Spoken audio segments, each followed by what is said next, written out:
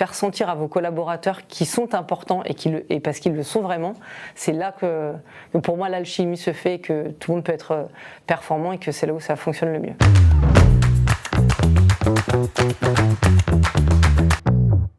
Bonjour, je suis Audrey Capilla, directrice marketing, communication et formation du groupe Preto, pour Preto Galaxy, et je suis au connecteur depuis 3 ans.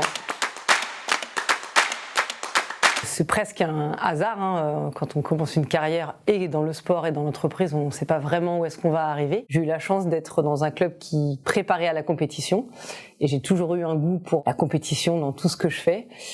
Et donc c'est avéré que c'est trouvé sur l'escrime. Du coup, ça m'a amené au sport de haut niveau. Et ensuite, il passe toujours un déclic dans la carrière. Soit on excelle, soit on reste un peu à un niveau qui est bon mais qui n'est pas exceptionnel. Moi, j'ai eu mon déclic dans la blessure. Pour la petite anecdote, j'ai coupé des carottes râpées et en voulant jeter mes carottes râpées, j'ai tassé la poubelle avec la main et donc je me suis sectionné l'intégralité du pouce.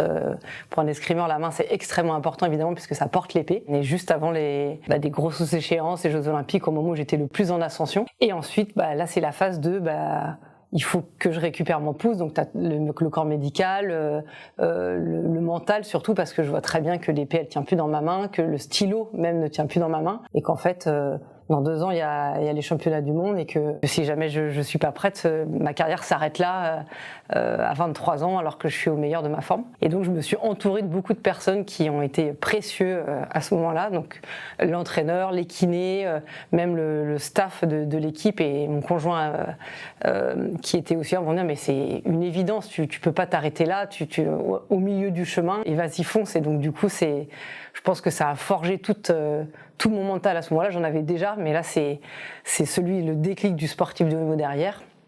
Et donc j'ai récupéré en 1 an et j'ai été sélectionnée au championnat du monde et on a fait championne du monde l'année d'après. La prise de conscience de l'entourage, de l'importance de l'entourage dans la performance, c'est quelque chose qui me suit en permanence dans la gestion d'équipe, dans mon monde professionnel aujourd'hui. C'est que je me suis aperçue qu'en fait chacun apporte sa pierre à l'édifice. Dans une équipe, c'est pareil. Faire sentir à vos collaborateurs qu'ils sont importants et parce qu'ils le sont vraiment, c'est là que pour moi l'alchimie se fait, que tout le monde peut être performant et que c'est là où ça fonctionne le mieux. Ce qu'apporte le sport mentalement, c'est la résilience. Le sport en fait de haut niveau, on s'aperçoit qu'on passe notre temps à perdre en fait. Moi je faisais un sport individuel et perdre, je peux m'en prendre qu'à moi. Quand on arrive dans un monde professionnel, peut-être qu'on peut perdre, mais que c'est la faute de plein de personnes. En tant que manager, s'il y en a un dans l'équipe qui a une contre-performance, déjà c'est l'amener, parce que c'est un travail d'équipe, l'amener avec vous, lui faire partager cette résilience et l'accompagner à aller plus loin, et surtout ne jamais faire sentir que l'équipe a perdu à cause d'une personne. Ça c'est très destructeur et en plus pas du tout productif, ni pour la personne, ni pour l'entreprise, ni pour le reste du groupe.